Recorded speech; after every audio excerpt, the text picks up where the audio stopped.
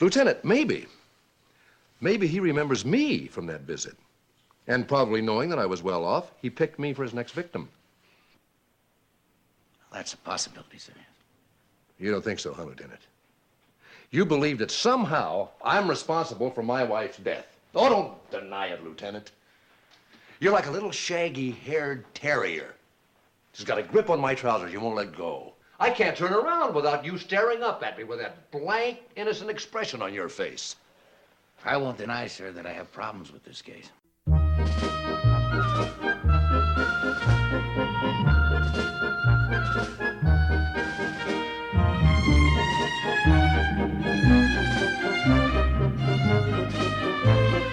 Greetings, Columbo fans. Welcome to the next episode of the Columbo Confab podcast. That is Steve. And I guess over there, Sean. Hi, Steve. Well, hi, Sean. Can you call me Francis for the rest of this podcast? Sure, Francis. Francis, I'm developing film. So that means that we're going to be talking about negative reaction, which coincidentally, last time we were talking about short fuse. Mm-hmm. Both involve a guy who likes to take pictures. Well, Roddy McDowell, he took pictures. Dick Van Dyke doesn't just take pictures, of course. He's an artist.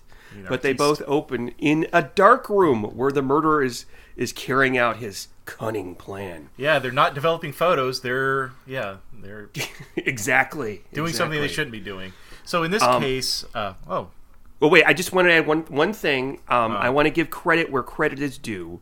Okay. I want to tell the Universal people, I don't know who you hired to write the little DVD descriptions on the menus for seasons 1 through whatever, but by this time you did it right, because this is what the description is for this one. I'm not just going to say the stupid ones, but Columbo does a double take when a wealthy photographer claims that his wife's murder is a result of a spoiled kidnapping plot.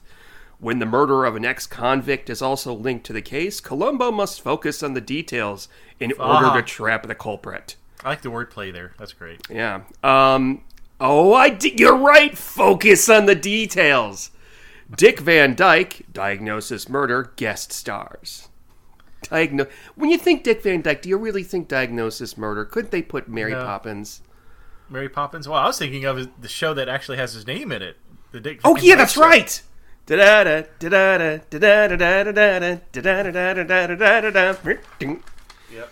And also, I'm a little afraid of recording this because I'm afraid that he's going to die now.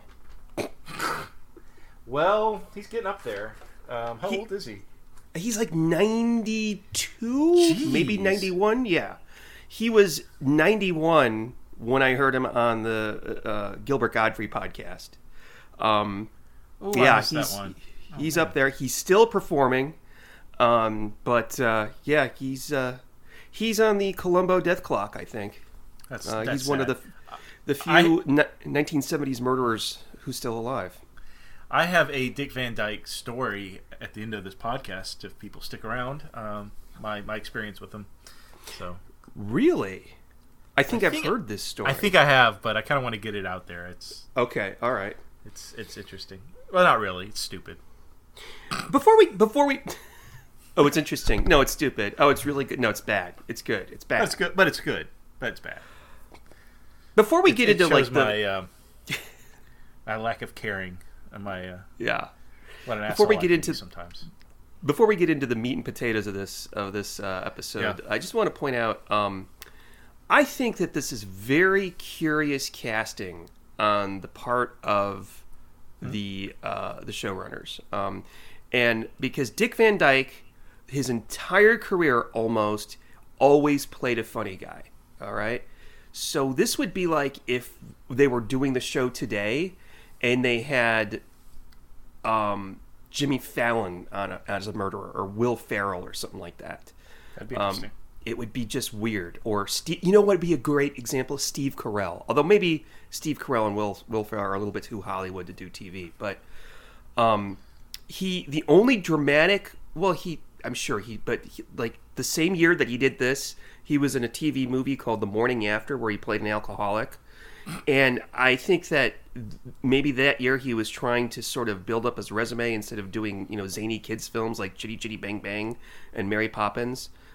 Maybe did he show an interest in doing something like Columbo, and his agent was like, oh, wait, well, Columbo, and when the producers heard that he was interested, they just snatched him up. I'm just really curious how that worked. I think it really shows, because he did an excellent job in this. Yeah. And he's great in drama. It really shows his range. And I got to think of people like Robin Williams, even though he was a comedian. There were some, like Patch Adams. He did some serious stories that were really well done. Patch Awakenings Adams, comes... Yeah. Then you have someone like I was thinking of another comedian that kind of Jim Carrey. Jim Carrey, obviously a funny man, but he's done some serious stuff that have done really well, like The Truman Show. But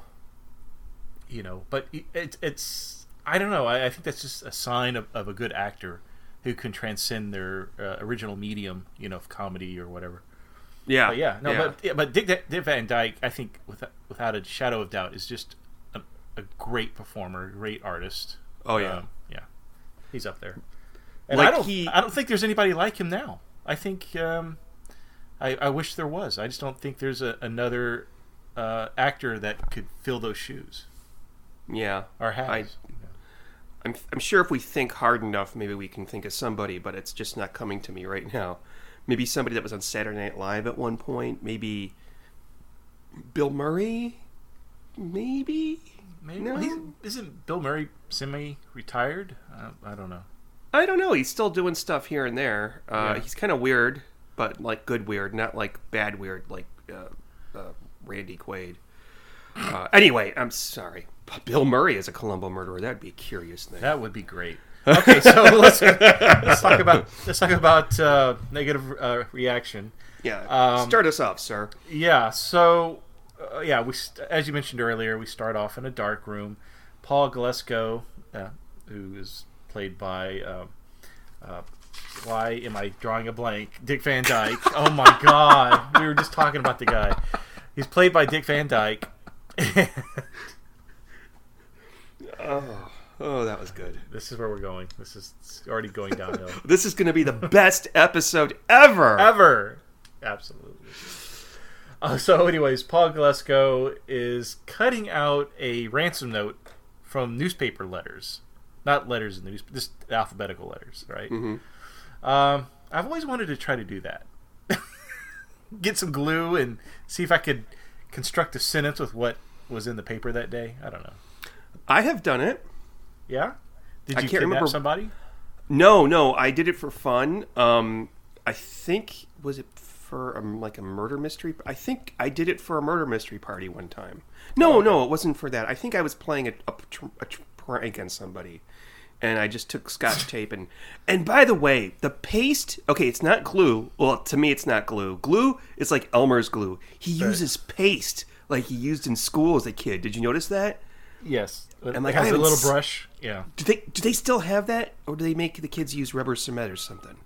I don't know. I would assume so. But I haven't looked for it in 40 years, so I don't know if it's still around. All right. So we also introduced by just vocally, we're introduced to Frances, the nagging, hellish wife of Paul. I mean, pretty much right away, we want him to kill her. She is up there as like, please, I'll kill her if you don't kill her. She's so self-righteous, snobby. I think she might be a drunk. Oh yeah, well, she's drinking a martini at 10 in the morning. I mean, nothing wrong with that. Yeah. She's let's just cut to the chase. She's a fucking bitch. And what's so cool is that we know this within like 10 seconds of seeing her on screen, and he just can't stand her, obviously. At one point he just says, "Stop it!"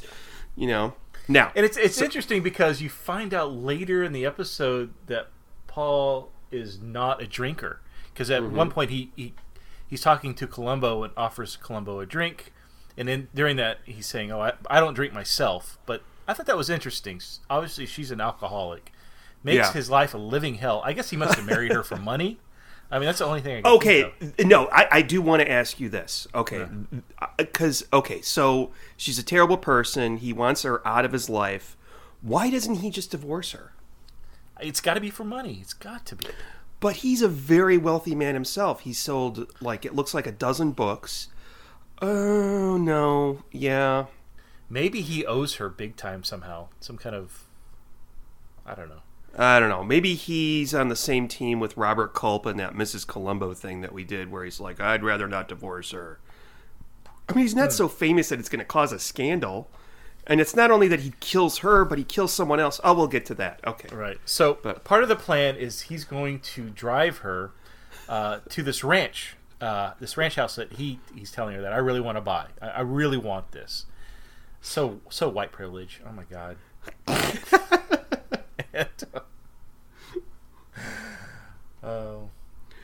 She's like, so she wants to go to this auction so she can buy this tea set, this I guess very expensive tea set, and but he's got other plans in mind. So he wants to show her this ranch house for her approval. So it's got to be money because he needs her money to buy the place. Okay. Well, right? That would be I don't know. He insists that he has to show her the ranch because, of course, he's going to kill her there. Mm-hmm. But I don't know. But I don't know. But yeah, at one point, when she's calling for Paul to come out of the dark room, she says, "When are you coming out? I'm tired of waiting around." I mean, but I can't deliver it like, I forgot who the actress is who plays Frances, but the way she delivered it was so nasally and just really annoying. I'm tired of waiting around. She's still with us, by the way. I looked her up. She's got a pretty name. I can't. She and Dick Van Dyke. So this is a 70s episode chock full of people who are still alive. That's great. Except for Peter Falk, apparently. Yeah, except for Peter Falk. But yeah, so she's not sold on the ranch. I mean, she threatens that I'm not going to agree to this, and Paul gets visually he gets upset. Because obviously his plan is going to fall apart if she doesn't go to the ranch with him. When she said something like, I don't want to go to the ranch and live with the pigs and the chickens. And when she walks into the ranch house, or whatever you want to call it, it's more like a cabin. You can tell the look of disgust on her face, and actually it is pretty gross looking. She's like, well, do you expect me to stay here while you go off to the Philippines with your secretary? When was the last time this place has been cleaned, if ever? Why don't we just cut up some of this furniture and use it as firewood?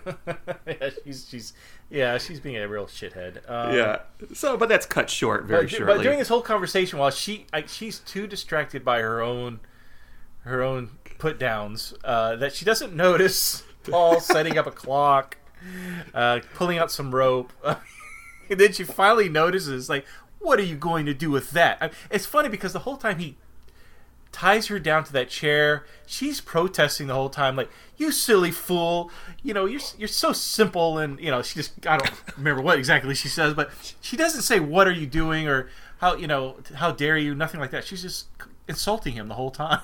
She says at one point, you're discovering some newfound masculinity, I suppose? Mm-hmm. Don't be ridiculous. And like I said, we're all rooting for him to kill her. Please, could you please kill her already?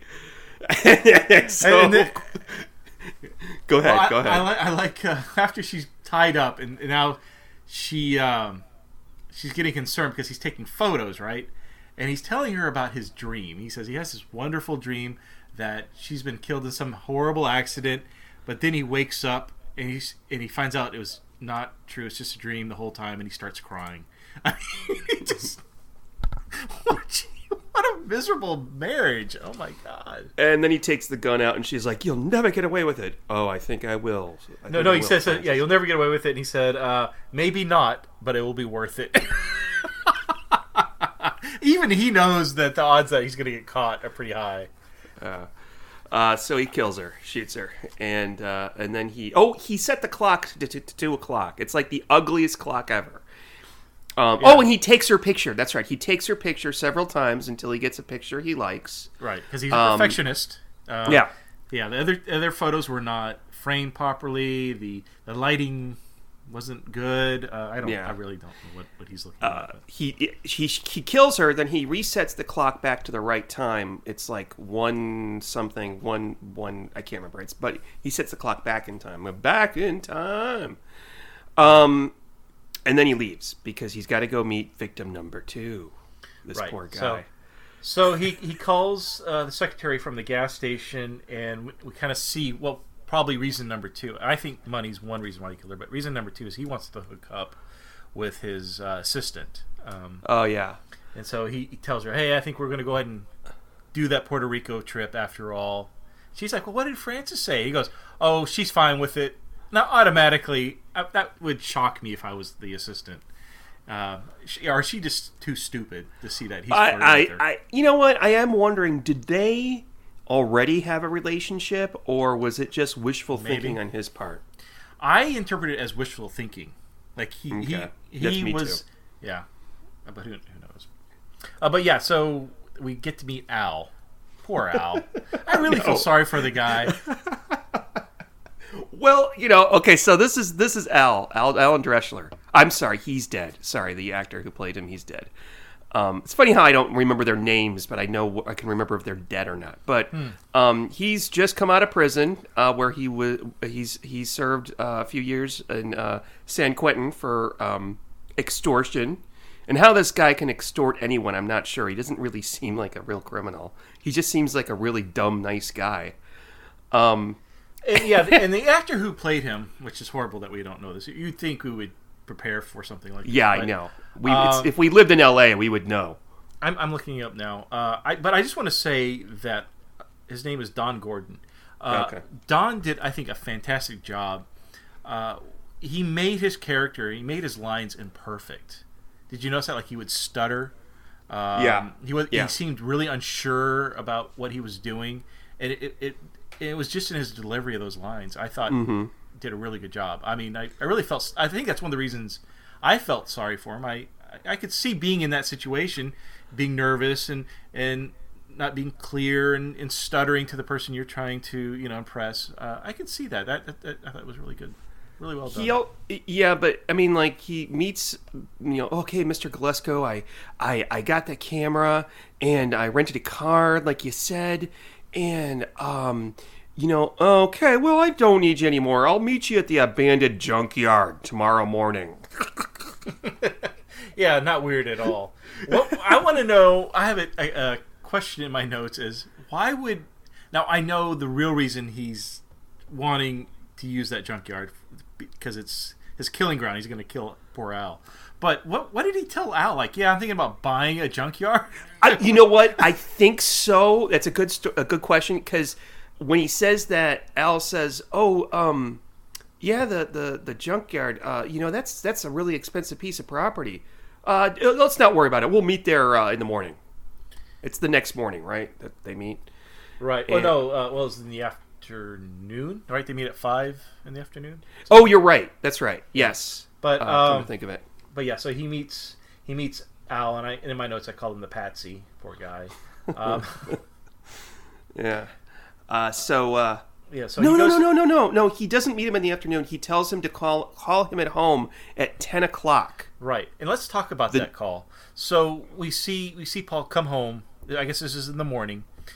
He comes home and has got the most, I don't know, intrusive maid. She's real nosy. What's a good word here? I'm looking for her. She's I don't know. What's like high maintenance, but like, okay, sure, let me get you. She's like a Jewish grandma. Like, I can do this for you. Let me make something for her. Okay, well, all right. And I think one of the character flaws that Dick Van Dyke did perfectly with Galesko was he would get annoyed with people very quickly. It seemed like he had a very short attention span and a short temper. Yeah. So you see him do that with Al. You see him do it with the poor maid. He definitely does it with Columbo. Oh yeah. But if he doesn't like you, he'll let you know pretty quick. Mm-hmm. But so he's not a nice guy either. I mean, obviously he and Francis probably deserved one another. But so the maid right away inquires, well, where's Frances? Where's Mrs. Galesko? And Paul says, oh, she left for town. And they go, but that doesn't make sense because she wanted to go to the symphony tonight. And the symphony's in town. And he's getting tired of it. So he's like, that's enough. Mind your own business and, leave her alone. And that's when the phone rings, which is poor Al, because he told Al to call at a specific time at the house. And so he's going to use that. And he's going to use the maid as well, because I guess he knows she's going to listen in. But I don't know. I think the maid was just an added bonus. He didn't plan for the maid to be there, but it was important for them to trace the call from Al's hotel room to his. That was house. the maid. Yeah, I thought it was funny when the phone. He's putting the maid in her place about her questions, and the phone rings, and he goes, "No, I'll get it." She had her hands full of groceries. She was nowhere near the phone. I'm sure she's thinking, I wasn't going to get the phone. Yeah, I noticed that too, yeah. And then, so he's talking to Al, and he's, just, okay, this is him. And then and Al's on the other line, smoking a cigarette in his crappy motel room. Okay, I did just like you said, Mr. Galesko. All right, I'll meet you today. Okay, 5 o'clock, all right. And then he just hangs up on him because he presses the button on the phone and then writes down, all right, is she okay? Blah, blah, blah, blah. And he writes down 5 o'clock in the junkyard and $20,000, 5 o'clock in the junkyard on a piece of paper, which the maid conveniently sees afterwards. Right. After he writes it, yeah, he leaves and then she runs over because obviously she's eavesdropping on this conversation. She wants to know what happened. So she goes over and sees, in his notes. Exactly. But, he writes Sean, $20,000 in small bills. Yeah. Right, and it's a clue. Yeah, that's a clue. It becomes a clue. I love clues. He goes and gets $20,000 from his publisher. Yes. I don't know why he. You know what? Maybe he doesn't have any money. Maybe the money isn't all the wife's name because.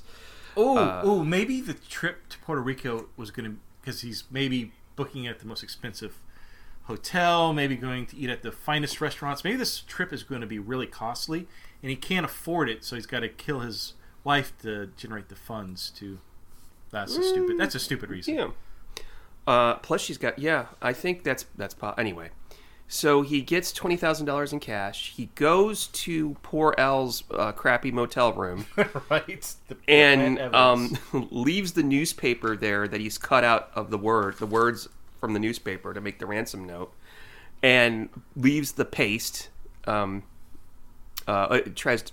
I don't know why I remember this, but he tries to put it in the one drawer. It doesn't fit. I was wondering if his direction for Dick Van Dyke was put the paper and the glue in the top drawer, but I'm wondering if they didn't think that the glue would not fit, and I was wondering if that was just him improvising, trying to get the glue. Question. It was an interesting detail that they didn't need, and so then he goes to meet Al at the junkyard, as you do, and Al is like, just poor Al. And he's half an hour late. We later find out, and because Al says something like, "Oh, I thought you got into an accident, Mr. Galesko." No, it's just let me show you this. Well, hold on. And that half hour is also going to be another clue because of you. Yes.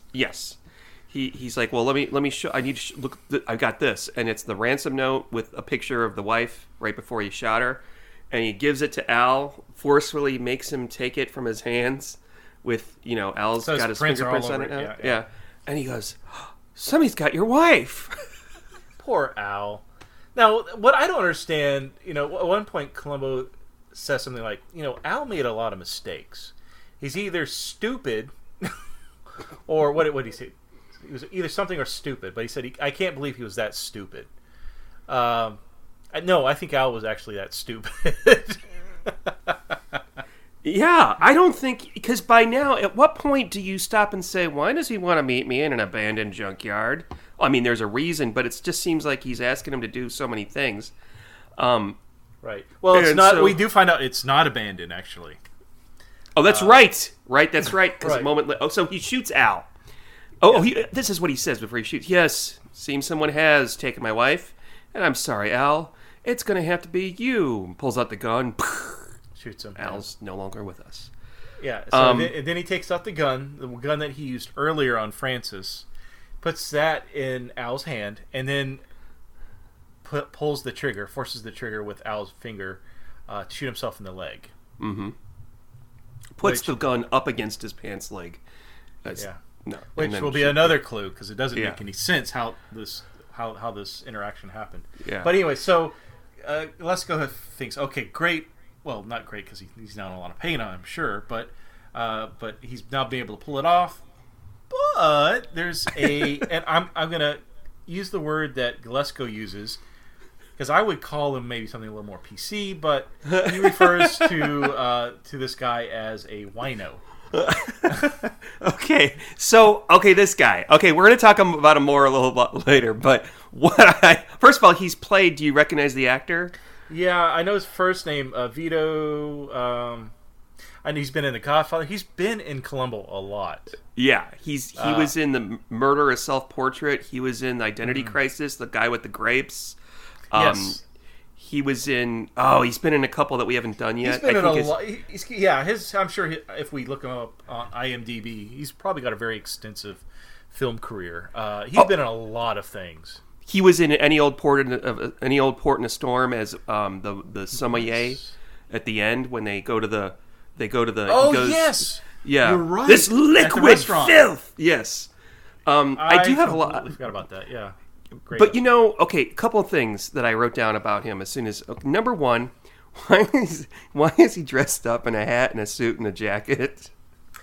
And obviously his name is Mr. Dolan. I can't remember his first name. Obviously, he's had some problems in his life because he lives in a junkyard. Or in a car in a junkyard. But isn't that junkyard really remote? Like, how the hell did he get there? I don't. That's a great. Well, wait. Okay, so does he have a stash of wine? Because he, in his statement to the police, we found out later when Columbo's reading it, he's partaking in the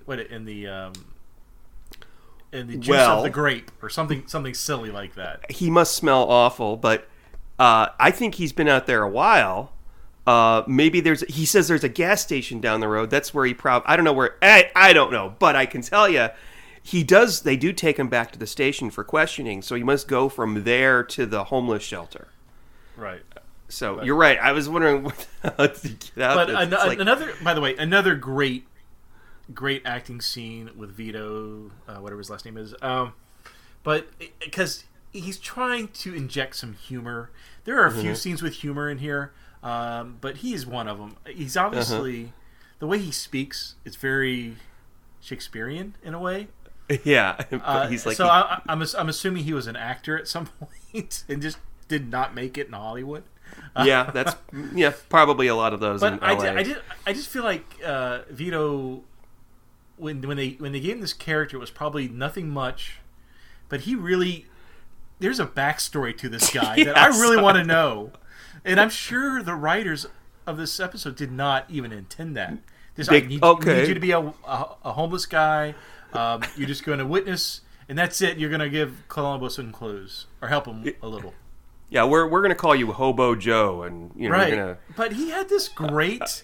I mean, you became invested in the character. It was really interesting. That's the prevailing theory. Yeah. Yes, I the agree. way he spoke. Right. Plus.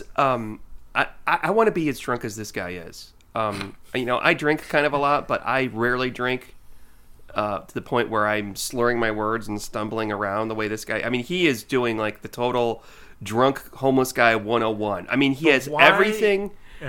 He has everything except for like the little bubbles popping off over his head like they do in cartoons. And I just want to figure out why he's wearing a suit and tie as well. Well, and I want to know what he's doing in a junkyard. Surely there's a lot of other places he can. I don't know. I mean, is he siphoning the gas and drinking that? I mean, what's going on? Yeah, this guy needs a full write-up. I need to know all kinds of questions. So he is the he's the anyway. Do homeless people hang out in junkyards? I mean, I just don't understand why he's there. I think if You know what? No, that's not a good place for a homeless person. You can go to many other places, but that's a good place for a serial killer to hang out. So you're thinking maybe he's also a killer? No, I'm not saying he's a killer. I'm just saying okay. No, it's a good question because this is far away. I mean, this looks like it's like in the Texas Hill Country or something, and So, the person who wrote this, what was his name? I wrote it down. His name was Robert Fisher. Fisher, I think. Thank you. Right? Yeah, that's right. That's right. He wrote some really genuinely funny moments in this episode, and the first one to me is when Columbo he's driving to this car junkyard in his car. The first thing, a police officer hails him down, slows him down, and says, "Sir, sorry, this place is closed," because he's driving a junk car, basically. Poor Columbo. He's like, no, I'm, that whole explaining who he is. But I just thought it was so funny because they make sure the camera, as Columbo's driving up the driveway, that it focuses in on the sign that says "Car Junkyard." And then he turns and then he goes to keep going, and his car won't start. So he's like, "Oh, I'll just leave it here." And he goes up there and talks to the sergeant and yes, Sergeant Hoffman. That. So we meet Sergeant Hoffman, who's going to. He's not as much in the episode as others, but he. I don't provides think that he. I don't think that he makes an appearance in any other stories that I can remember. Yeah, I don't know. I would like to make a list of all the sergeants and which ones are recurring. Oh, how many episodes? Yeah, that would be a great. Yeah. You should do that. Yeah. I'm sorry. Go ahead. So we find out some details from Sergeant Hoffman about how it's obviously an open and shut case. He tells that Galesko was rushed to the hospital, shot in the leg. We have this one witness, but I wouldn't believe anything from him because he's a homeless dude. So, I mean, and I think it's interesting throughout this whole episode, from Sergeant Hoffman to other patrol officers to even Columbo's captain, which I can't think of his name right now, all believe this is an open and shut case. And why is Columbo concentrating on things that really, why even look into this? Your job's easy today. You just everything's been laid out, and maybe that's why Columbo suspects something more. Everything has just been laid out for him to pick up. Everything's just too easy. It's pretty damn close to a perfect crime when you think about it. But I know when he first starts suspecting Galesko, and I remember the first time I saw this, I was like, aha, yeah. It's when he immediately after the junkyard, he goes to visit Galesko in the hospital where, the doctor's tending to his wound. And he notices that there's powder burns on his pants, which means that he must have been shot close up, which doesn't really jibe with his story. And I think that that's when he first suspects that something is wrong. You think that's where he suspects Galesko is in the hospital scene? Yeah, I think it's pretty much right away that Galesko is not telling the truth. I'm not saying that he thinks that he killed his wife. Well, he doesn't know that his wife's dead yet, but he could have he could have contracted it out. He's probably involved in some manner. Yeah. So that's when Columbo gets the call that they found they're searching through Al's motel room, and so you see Columbo drive out to the motel. They find the newspapers, the clippings. They find a camera, and they also confirm that Al had made the phone call because I didn't know this, that the motel staff or manager was keeping logs of phone calls. I don't know why they would do that, but I think maybe the phone, they didn't have a phone in the room. Oh, he did have a phone in the room. Mm-hmm. I don't know. That's a really good question. He did have a phone in the room because when they show him, when he calls Galesko at 10 o'clock, they show him in his room smoking, sitting on the bed. And I guess they, maybe back then they would charge you for every phone call you made. I don't know. Yeah, that's interesting. Maybe he had to call the front desk, and the front desk had to put the call through for him. Maybe. Okay. Yeah, so everything so far, it looks like this guy, he's like the perfect suspect. It's just, it's perfect, except for when they find the wife dead. And Right. things are Well, not adding up. So, a little backstory to this episode between you and myself. So, I think we've referenced this previously, but Yeah. a couple of years ago, you showed me a few episodes of Columbo, and this is the episode that really sold me on doing this podcast with you. And one of the things you said, and I remember, I don't know why it stuck out, but it always, certain weird, like, little info facts that you'll throw out while we were watching. This one, for some reason, just stuck in my head. I always thought it was interesting. You said to me that night, "Oh, this is one of the few times, or the first time we see Columbo in his office." Or Oh, in his office. yeah, that's right. Yeah. That's right. And so we see him at, I don't know if it's his desk or not, but he's at a desk. He's mulling over some, I don't know what he's looking at, but he's mulling over something, and that's where he makes the comment, either Al didn't do it or he was extremely stupid or something like that. Yeah. And he's talking to Sergeant Hoffman, and again, Sergeant Hoffman's kind of like, "This is an open shut case. What are you looking at? What's the point?" And so that's when, we find out, one, Columbo hasn't slept in, I don't know, a day or something. He hasn't eaten. And he gets the phone call that they found Francis's body. Yeah. So the scene in first of all, I mean this show's been on for 3 years at this point, 3 maybe 4 years.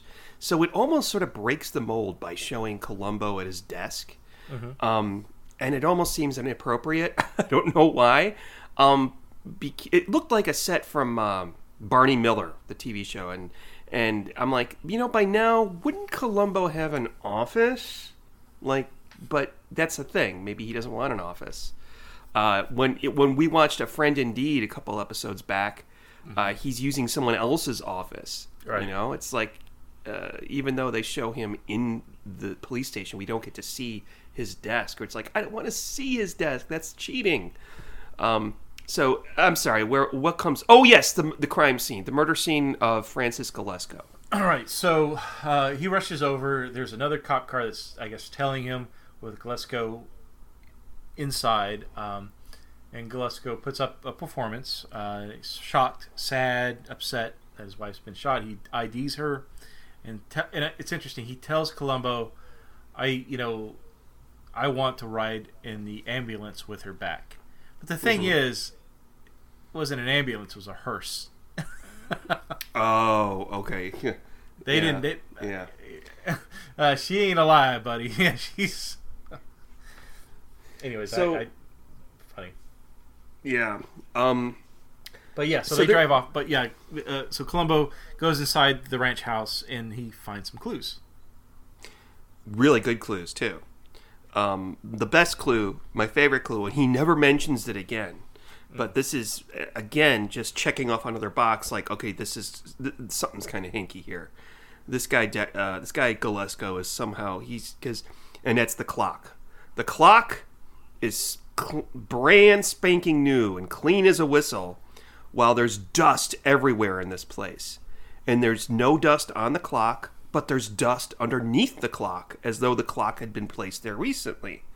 But why would that be a clue, though? I didn't understand that. Because why would someone...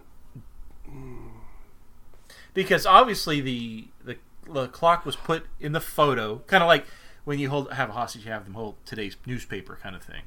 Mm-hmm. So you had the clock in there, obviously the point to show what time it was, to verify. So the kidnapper would have brought a clock to stick in the photo. I just don't see how that would have been a clue. You're right. Because if she was kidnapped in the afternoon while she was going to this auction or whatever it was, but what would the murderer's point be? It's never mentioned like, oh, she's here, she's still...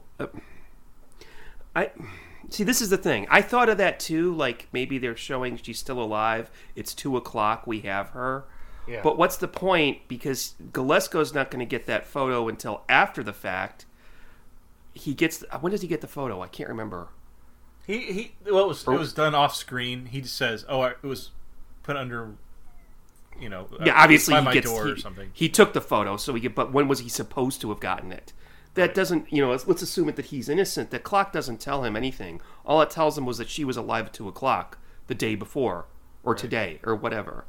I think the clock is very conspicuous in the picture of her, though, and it looks silly. It stands out like a sore thumb in that room. And the fact that it doesn't have any dust on it, it just seems to be an indicator, There's that, and there's also discarded photographs in the fireplace. Right. So why didn't Galesko? Did he not want to have it on him? But I guess just why would he leave those behind? I don't know. I'm not sure. I think that he assumed that any Joe Blow would think that those were bad pictures and throw them away. Right. Yeah. So he's obviously being very critical of those first two photos. Right. But I just don't know why he. I don't know if that it helped Columbo in a way, but I don't think it was really a really valuable clue for Columbo. Quite honestly, I didn't like it as a clue either. It wasn't a good clue. Mm-hmm. And by the time that it's revealed, which is later on in the episode, it's kind of like. I don't know it's kind of overdone. Like, okay, well, I think we have enough evidence. You have enough evidence to suspect him no matter what. And did you recognize the fingerprint technician? No. No? It was Fred Draper, who was the killer in Last Salute to the Commodore. And he was the guy who... Yeah, really? Yeah, much younger, obviously. Yeah, he played Murchison, the alcoholic scientist, and... the butler and Fade into Murder. It's a treasure to pill you, Inspector Lestrade. It's not Lestrade, it's something else. But Lucerne, it's Inspector Lucerne. Yeah. Interesting. No, I'm not picking yeah. So, and also, wait, you know what would have been a better clue, and they didn't have it, is that, the fingerprint guy says that Deschler's prints are all over the place. But Columbo doesn't ask him to check the clock for fingerprints. Because he would have found out that Deschler's fingerprints are not on the clock. That would have been a good clue. Why that would have been a good clue, yeah. But they didn't do that. Instead, they have the that could have been replaced. That could have replaced the bad photos clue. They could have, yeah. What would have been great is if Columbo asked the fingerprint guy, say, "Can you dust this clock to see if there's any fingerprints from the killer?" And he would have the fingerprint guy would have said, "It isn't."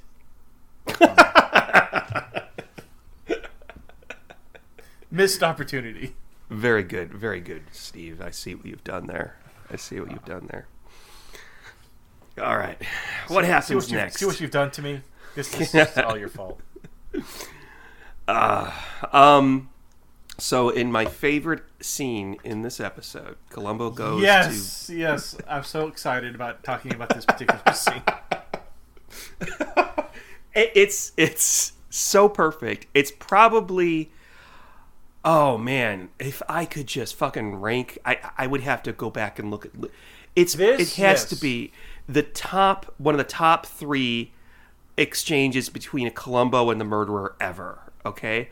They're not playing mind games at this point. Wait, are we talking about the soup kitchen, or are we talking about something else?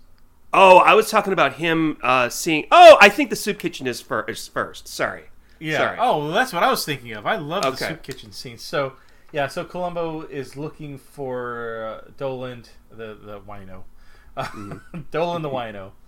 And so he goes to St. Matthew's Mission Soup Kitchen, I guess. Mm-hmm. Yeah. So Columbo walks in, and the nun in charge, I guess, automatically identifies him as a new homeless person or a new wino. And so, wait, I have to interrupt you. Did you recognize the nun? No. So she is played by Joyce Van Patten, another person who's still with us. Name rings a bell. Sister of Dick Van Patten, I believe. And she plays a Columbo murderer later on in Old Fashioned Murder, which we haven't gotten to yet. Oh, okay, good to know. Yeah. But yeah, she plays this very well. So yeah, she thinks Columbo is coming off the streets, homeless.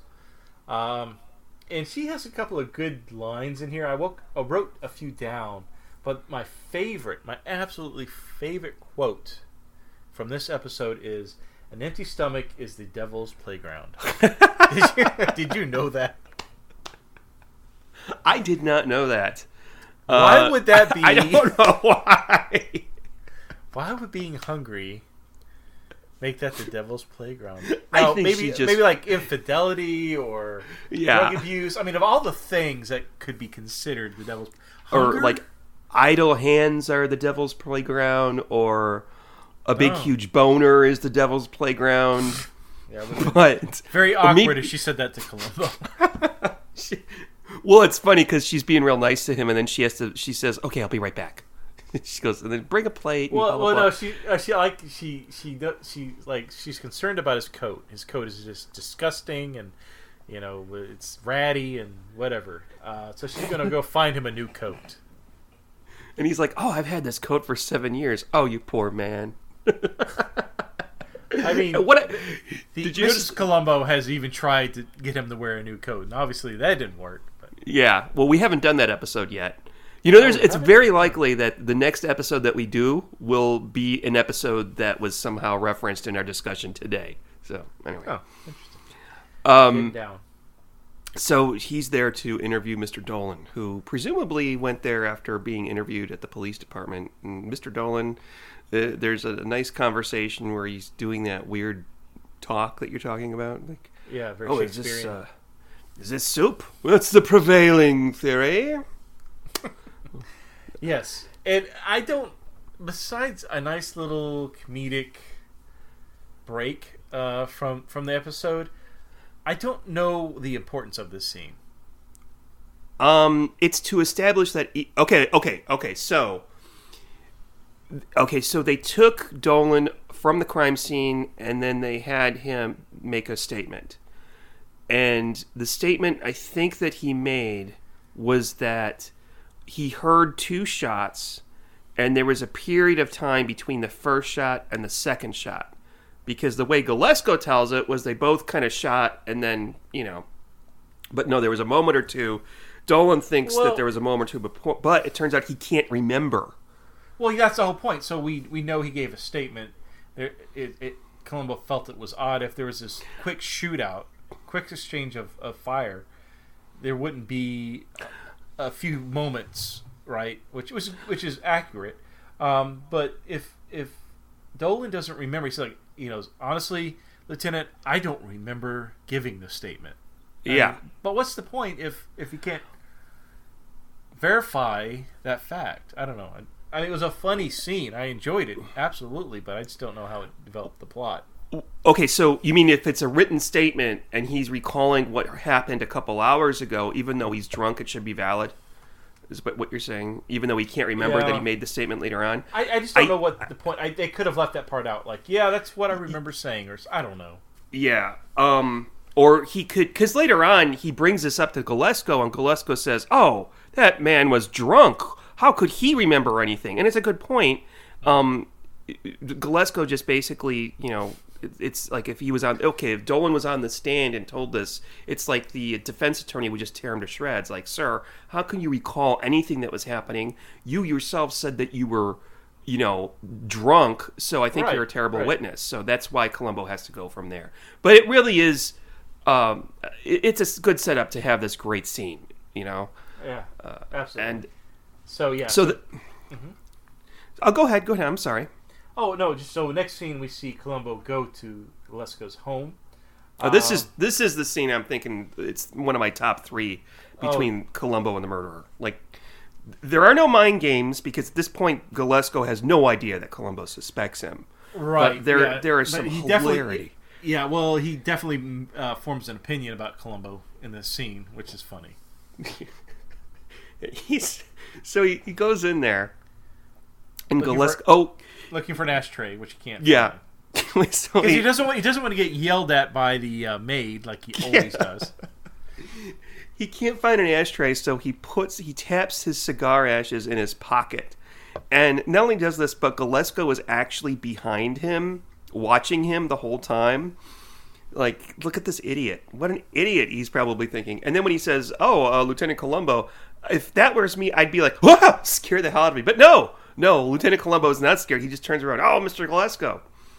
Well, he's talking to Galesko about photography and all that, and he mentions, a couple years ago, I had, holy shit. He's talking about his nephew's wedding. Yeah, his and I was trying nephew's to take wedding. photos, and he couldn't figure out how to take the photo, and it's funny. And then he starts going on about his brother-in-law having a 20th wedding anniversary, and Galesko's like, I really don't care. I'm tired. Can we? Like he's already done with Columbo. This is just, you're wasting my time. Columbo, I can't remember the clue that was revealed, but I think that's when Columbo says, well, the drunk guy, thought he heard 2 shots. There was a space between the 2 shots. Yeah. And then Galesko gives an excuse for why there were powder burns on his leg, and it didn't really make sense to me what he said, but it probably didn't make sense to Columbo either. And then Columbo says, well, I got to go to the vet, I got to go pick up my dog at the vet. And Galesko says, well, is everything okay? And I'm thinking, he's being polite, obviously. The Cocker Spaniel next door, they moved away, and my dog's all tired, and he won't eat, and he won't sleep. He's missing her. He was in love with this Cocker Spaniel, and he's sad because the family with the Cocker Spaniel moved away. And by the way, do you have a picture or a pin-up of a Cocker Spaniel that maybe I could give to my dog to help him console him? A pin-up of a Cocker Spaniel.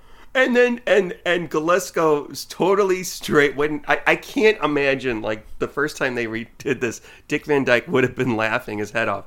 But Galesko, no, I'm sorry, I don't. Like all professional, like, no, I'm so sorry, I don't. Yeah, when Columbo turns his back and leaves, they kind of focus on Galesko and his face, and he's got that look on his face like, what the hell just happened? Yeah, like WTF. He's like, well, I guess I'm going to go away scot-free. And of course, yeah, right. Yeah. The tables turn. The tables turn as the episode continues. So yeah, Columbo now goes to the camera store. Now, do you remember camera stores? I mean, they're long gone now. You just don't see them anymore. There was one here in Austin that I've been to. I think they're still around because there are people that don't. Aren't there people that use film? I mean, that aren't old people. Very rare. Yeah, I understand it's very expensive now because they just don't make it like in mass quantities like they used to. It's more of a specialized thing. Just like if you want to buy a blank VHS tape, it's like $8, and it used to be like $1 or something like that. Really, I'm surprised it's only $8. Really?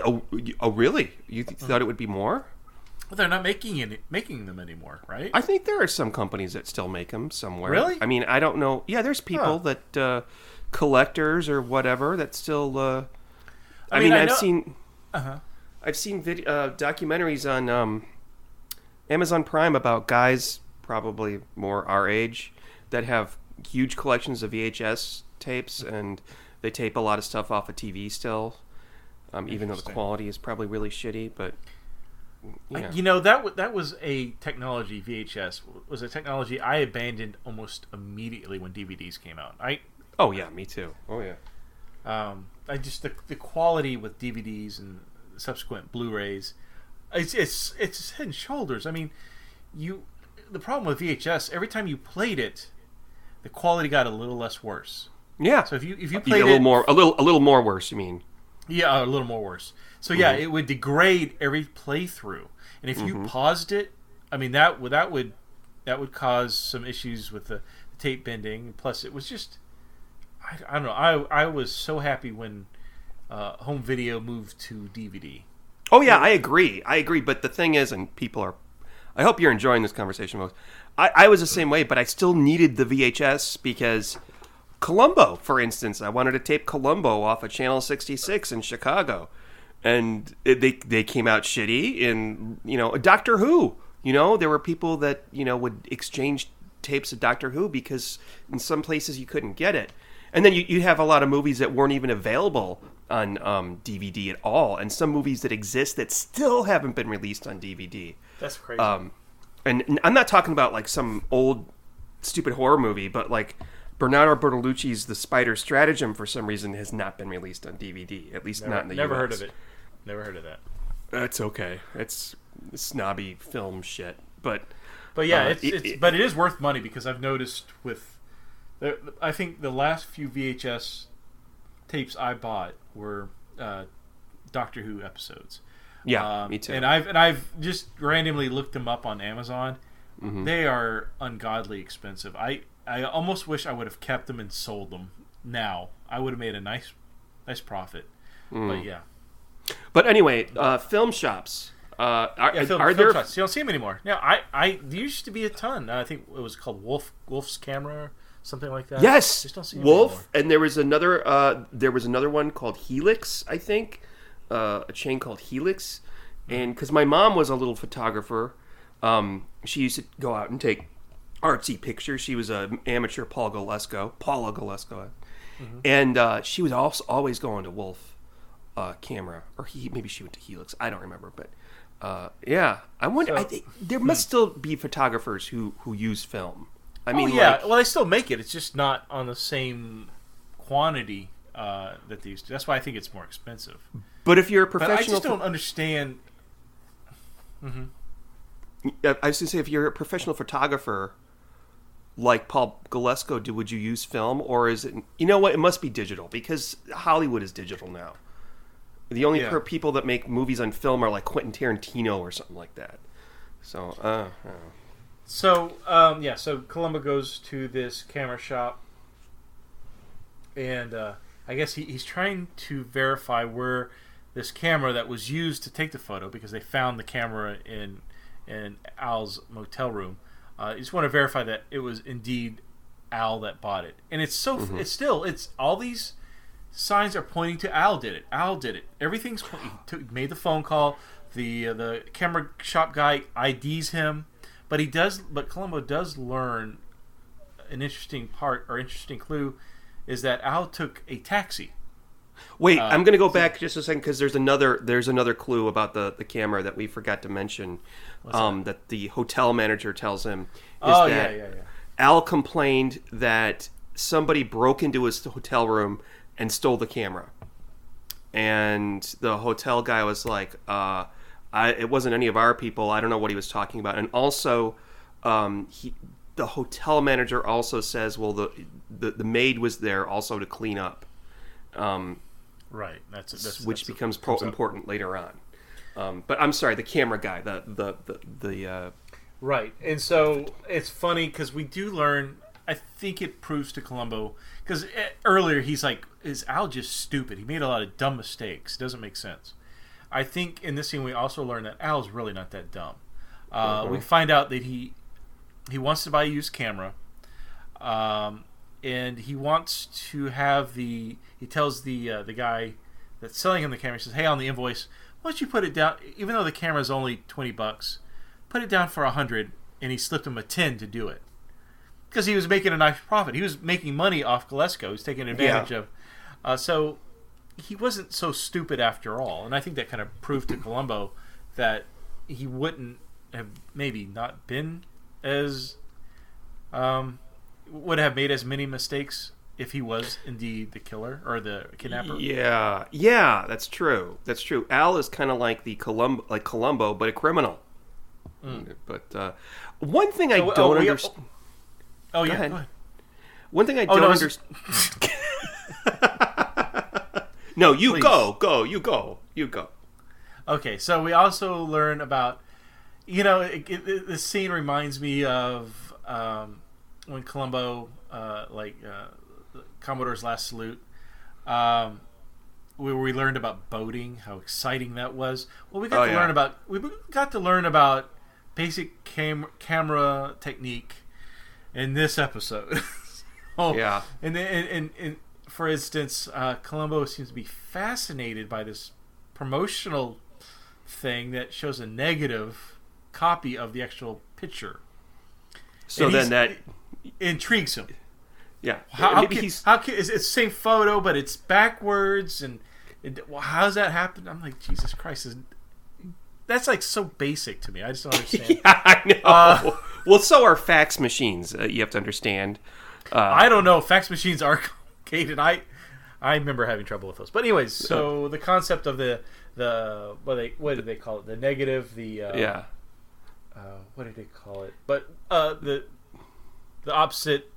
The mirror image can be done with a negative, and and so Columbo goes through this, and I like how he frames the marketing material, and as he's talking to the shop owner, he points to. So you're telling me that a picture with one elbow bent in her left arm, but on the other it's her right arm, that is from the same photo. Yes. That's correct. So you can take a picture of me and my wife. My wife would be on the right and I'm on the left. And then you reverse that. And then my wife is on the left and I'm on the right. Oh. And of course, ladies and gentlemen, this is all being mentioned because it's all going to be used later on. Right. I do have I have a question for you if you can answer this. Yes. So Al went into the photo shop to buy a camera because Paul told him to. Why does he buy the oldest, creakiest camera? I mean, even for 1974, it's like the camera's 30 years old. It's it looks like something that a photographer literally from the 30s would use. There were other cameras there used that he could have bought, I'm sure. Well, the owner said something like that. I tried to sell him something new, but he wanted something where he could make a little profit on the side. Okay. Okay, that makes sense. I'm guessing. Although I'm sure Galesko would be like, $100 for this camera? Are you kidding? But, right, he would know. But yeah, I like when after Columbo learns about what a reverse negative is, that's the word I was looking for earlier, he says something to the owner like, well, I'm a monkey's uncle. I learn something new every day. A monkey's uncle. So we get a funeral scene next. And I got a question for you, Steve, here. We've got a funeral. He's often going to funerals. We've got Galesko sitting there. There's another lady sitting there that presumably is related to Francis. And then right next to that lady is the secretary. Why the hell is the secretary hanging out there with the husband and the immediate family at this lady's funeral? That doesn't make any sense at all. No, and if she was smart, she wouldn't. That would just promote more questions. Obviously he's fucking his assistant. Yeah. Do you want to hear something really, really gross? Okay. We had a next door neighbor. They did not. She and he did not have a very good marriage. Apparently. Did he kill her? No. Wait. And he ended up killing himself in a hotel room. Oh, well, now I feel really bad now saying what I said. Yeah. His name was Joe. I don't know why I remember that. So why did he kill himself? I guess you're going to tell me, so go on. I think it had to do with her, because we never could stand her. We called her Bimbo. I mean, because she was just chewing gum, wearing flip-flops, walking around, she's just really trashy person. Well, about 6 months after he killed himself, his family had some sort of an event or dinner or something. And they invited her, because, just because he's dead doesn't mean you're not part of the family. Yeah. Well, she showed up with her new boyfriend. Classy. So how'd you find that out? The dead guy's sister worked in the same law office that I worked at, which is just a strange coincidence. Yeah. So... Joe Agarone. I remember now. Yeah, Joe Agarone was his name. That's sad. So, yeah. Thank you for bringing us all down, so you now need to bring us back up. No, you're going to bring us back up with your Dick Van Dyke story that you're going to tell soon. Later. Well, no, may depress people. But it's coming. It's coming. So Columbo goes, and it's interesting because Columbo now has this camera, and he's taking pictures, and it's obviously making a clicking sound when he does this, and it's distracting Paul, and he's getting annoyed. I think this is the point where Galesko is had enough of Columbo. He's done. Yeah, this is the scene where he's tired of his shit. So Columbo finally breaks through and annoys the killer. Yeah. In this scene, and this is when he points out, Mr. Galesko, why did you? If the killer said to be there, I'm sorry, not the killer, but if Mr. Dreschler said to be there at 5:00, why didn't you show up until 5:30? Because if someone had my wife, I would be sure to be on time. And Galesko says, well, he told me to go to a not a junkyard. He told me to go to a telephone booth and wait for his call.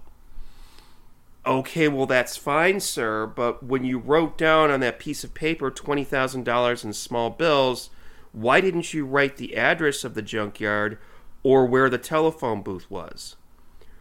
Well, Columbo, I was very distraught, and I have a very good memory. Just bullshit. Just yeah.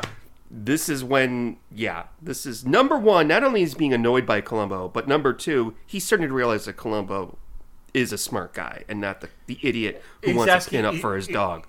Yeah, right. He's asking really good questions. So it doesn't make sense with the timing. Columbo does kind of distract him with his trying to take photos, saying it's like the murderer always returns to the scene of the crime. Mm-hmm. Excuse me, hiccuping. Didn't even hear it. Oh, okay. Well, I didn't, by the way. Yeah, it's just there's all this stuff that and I didn't even remember all this stuff, but it's all, he's pointing out that this is not, your story isn't really working out that well. What's going on here? Yeah. So Columbo at this point, I guess the problem for Columbo is he's trying to piece together the timing of the taxi and the car rental. Right. Because Dreschler had a rental car. I'm presuming it was parked at the hotel or motel, but he was driving around in taxis everywhere, and then he finds out. But why would you do that? Because a taxi would be a lot more expensive than renting a car. Why not just rent a car immediately? Exactly. And why would he wait until the day he was going to kidnap someone to rent the car? Mm-hmm. You're going to... Oh, that's right. He's talking to the captain. Because he's looking through Al's personal effects and is looking for his driver's license. Yeah, and then he realizes, I think, that maybe he didn't get his driver's license until that day. Right. And he confirms that his driver's license was issued on the day of the kidnapping. So that doesn't make any sense. Why would a guy, even if it was in the morning, go to and get his driver's license before he rents a car for a kidnapping? That's really bad timing. That doesn't make sense. He says, what if there were long lines? Mm-hmm. What if he didn't pass the driver's test? And it's silly. I mean, because you would probably do it at the latest the day before you were going to kidnap someone. It's a really good clue. It's a great clue, and it leads to a great scene. Go ahead. I'm sorry. Well, no, I was just saying. And again, we see the captain basically poo-pooing his idea by what this is an open and shut case. I thought this case was closed. What are you doing? And and again, Columbo's like, well, I just there's some problems I have with this case. The taxi doesn't make sense, and the captain's even saying, well, he's not going to kidnap a woman in a taxi. So obviously, so I can kind of see where there's a lot of doubt on what Columbo's doing from his superiors and his equals as well. Mm-hmm. So Columbo now goes to Paul's office, and he learns about the trip to Puerto Rico. Mm-hmm. Where it's Philippines. I thought it was Puerto Rico. It's Philippines. No? I'm positive it's Philippines. Yeah. And so Columbo decides he's going to show. He's like, "Hey, here's some photos that I took at the funeral. I want to show them to you. I don't think they're very well. Can you take a look at them?" So Columbo sneaks in a photo of Francis that was, I guess, one of the disposed pictures in the fireplace. Yeah. In the middle.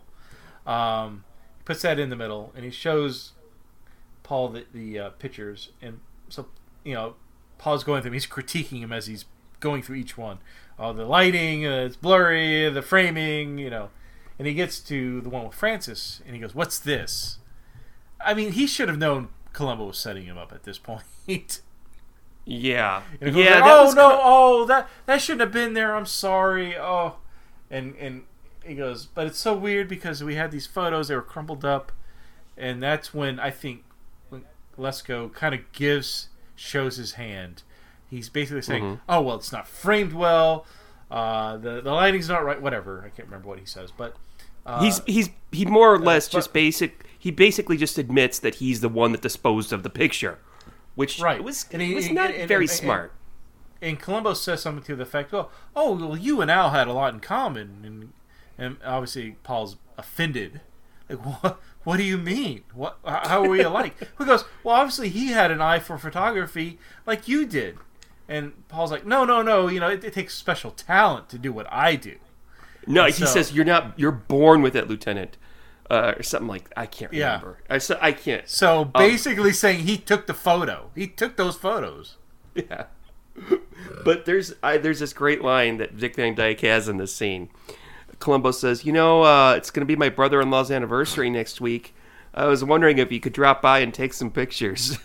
and Galesko says, well, first of all, I don't just drop by and take pictures. And second of all, I'm going to be in the Philippines with my, because I want to fuck my assistant. First of all, I don't just drop by and take pictures. It's such a dick thing to say. He says, it's going to be good. There's going to be a huge spread. Do you think Paul Galesko's main, if he can just get to this trip with his assistant and fuck her, he'll come back and admit the whole thing. He's like, I just gotta get a piece of that. That's all I want. That's all I've been wanting this whole time, was just to get that action. And when I come back, it's over. I'll confess to that. Maybe that's what it is. He is so determined to get out of there, to be with her. Or maybe when he goes on his vacation, maybe he just doesn't come back to America. I think that's possible too, because and it's supposed to be like a 7 or 8 week trip or something like that. It's a long time, and she must I would be interested to know if. Oh, go ahead. She must be kind of. She's a little bit too naive, because assuming that they're not already having an affair, she's like, "Okay, Mr. Galesko, we'll go on this trip with you, and if it's okay for your wife." You know that he's looking to slip her a roofie and do a Bill Cosby. Wow. I'm sorry. We've never talked about that on the show before. Bill Cosby is kind of the patron saint of our podcast. He gets brought up a lot.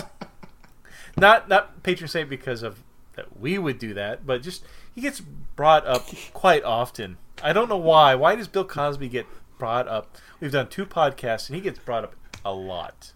Why? Because he is the segue to our Cosby Mysteries podcast that we're going to do when we're done with this one.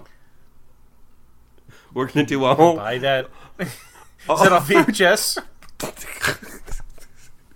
You even buy that? Does anybody make that? Who was that? NBC? Did NBC make the Cosby Mysteries? I don't know. You know what? I'll bet you there may even be a commercial for it on one of these. Hold on, let's see. Is the Cosby Mysteries? Is it available on DVD?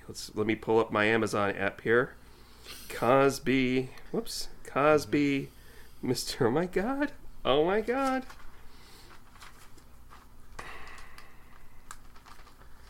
Huh. This is great.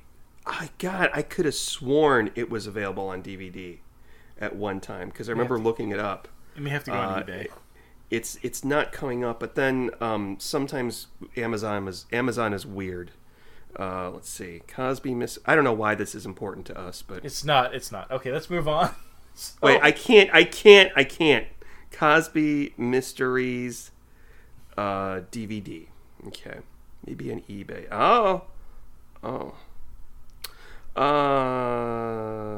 Yes, it is available on DVD from some From ioffer.com, the complete set. Oh, I clicked the link and it just went to ladies' shoes. Okay, sorry. Oh, perfect. So, Columbo now is I think he's pretty much confirmed in his mind that Galesko is the killer. Mm-hmm. Oh yeah, without a doubt. So he goes to the he goes to Galesko's art show, and we find out during the art show that the publisher, the book publisher, the assistant, I can't remember their names, all have talked to Columbo now. We find out that Columbo has been buying books. He's learning about, which I always found interesting about Columbo. If he's interested to know more about his murder or the killer, he will read up. If they've got published works, he'll try to read every single Mrs. Melville mystery. Mrs. Melville, right? And but in this case, so he buys up some books that Paul has taken photos for. One of them is a San Quentin photo album, which if that was real, I would buy that. I wish they would make a. That is absolutely true. I could totally, because he says to him, "Oh, you spent 7 weeks there. You slept there. You ate with the prisoners, and you took 522 photographs." I wrote that number down, 522. And if you look here, and I think Galesko, why he would have done that? Yeah, Galesko is at this point doesn't even realize what Columbo's about to say. 9 of these photographs have Mr. Deschler in them, and that probably totally stumped Galesko. He had no idea that Deschler was in the background of that many photographs.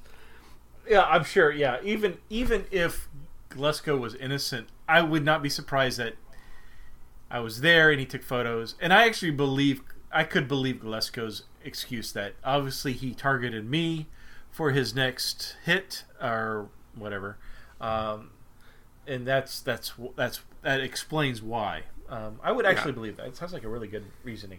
And then he loses point, it. He does. Yes, he does lose it, and he calls Columbo, "You're like a shaggy-haired terrier." Yeah, or a little shaggy-haired terrier. That's got me by the trousers and won't let go, and you leave me alone, or you're gonna hear it in City Hall. He just loses it, and I'm sorry. I'm sick and tired of this. So, before it ends, we get one more scene, and that's when Columbo goes. Scene, yes. Yeah, one more wonderful comedy scene. Columbo goes to the DMV to talk to the guy who did Deschler's driving test. Mr. Weekly. Mr. Weekly, okay, played by Larry Storch, who's also still with us. Yes, is he really? Oh, yeah, that's great. He's like 91, 92 years old as well. And what else has he done before this? Because who he is, right? Yeah, he did. What was that show that was like during the Civil War? Not Civil War, but F Troop. He was in F Troop. Okay. He's been in other things. I just can't. I know him from F Troop. He also was in the. There was a Ghostbusters show before the movie release. He was in that, and he did. Yeah. Wait. When you say he was in it, he did one of the voices for it. Is that the cartoon with the ape? No. Yeah, the cartoon with the ape. Yeah, he was that. Okay. And what did he do the voice for? He was one of the characters. Now, before it was a cartoon, it was an actual live-action show. Really? Mm-hmm. I did not know that. Yeah, the cartoon came out after the Ghostbuster movie. I can't remember the company that owned it at the time. It's like, holy shit, there's this movie. We've got to release, because we had something prior called Ghostbusters. Let's release it, and people pick it up. But no, yeah. So Larry Storch was in the original... Hold on. There's a cartoon called The Original Ghostbusters. I'm not talking about that. He was in the very first Ghostbusters before Dan Aykroyd, Bill Murray, which funny enough, we mentioned earlier. Wow, it's so funny how things kind of connect at the end from the start. But looking at this here, wow, I had no idea. I mean, I remembered it was called The Real Ghostbusters. I didn't know that there was... Oh, I see it. Here it is. It's 2 words. The Ghostbusters. And it was live action? Oh, and it had Forrest Tucker in it. Forrest Tucker was the dead guy in Blueprint for Murder. He's one of those that they say that he had according to... and Jim Backus was in it? Huh. Interesting. I didn't know that. Jim Backus played... Well, I remember, so this would have been, I don't know, mid-'80s when they decided to make a cartoon version of the Ghostbusters with Larry Storch. Oh, yeah. Storch. And I remember when that came out, I thought it was going to be related to the movie, which I loved as a kid. I was so disappointed. I watched 2 episodes waiting for Ray or Egon or somebody, and I remember being so utterly disappointed and upset that a show tricked me. That was one of my first experiences of disappointment in the kind of the entertainment world where I felt like I was tricked purposely. And I was. I mean, they purposely they released the cartoon to capitalize on the movie. Obviously, it had nothing. Then the real Ghostbusters cartoon came out, and obviously that's greatness. But Larry Storch though very. But funny. they made cartoons of both of them. I remember because the one that was based off the Bill Murray movie, they had Slimer was like their little cohort, their friend. Right. Yeah, both cartoons were running at the same time, but the one with Larry Storch fell away eventually. It was because horrible. It was stupid. It was really stupid. But he's a funny guy. I really enjoy. When I saw him play Mr. Weekly in this episode, I was happy. It made me a happy fan. There is another scene. I mean, he goes out on the field, out in the street to meet Mr. Weekly because the person he was testing, who's this old lady, her car broke down. And as Columbo approaches, you can hear the interaction between the old lady and the tow truck driver. And this is what you hear. I will not pay $20 for you to tow my car. I mean, it's somebody doing like old lady voice 101. Yeah. And then you hear the tow truck driver. I told you, lady, it's not that you need gas, it's your fuel pump that's broken. And okay, I know that sounded like slightly racist, but that's what I heard. And obviously it was dubbed after the fact. But do you want to talk about Mr. Weekly and Columbo and their interaction? So Columbo offers Weekly because he needs confirmation that he gave the driving test to Al at what time, because this really is important. So he offers Mr. Weekly a ride back to the DMV. And of course, Columbo's not looking. He doesn't use turn signals. There's no seat belts in his car. And Mr. Weekly's kind of this nervous chihuahua. He's freaking out because Columbo almost gets cut off. He almost gets an act. Like, it's just like, he's like, stop the car. Stop the car. And Columbo's like, well, we're like 12 miles away. And he's like, I don't care. Turn off your engine to be safe, and I will walk back. Just to be safe, turn off the engine. And he even said, Mr. Weekly, do you recognize this guy? I mean, it's so funny. It's this build-up. It's like a 5-minute scene that builds up to literally the last 30 seconds that's important of this scene.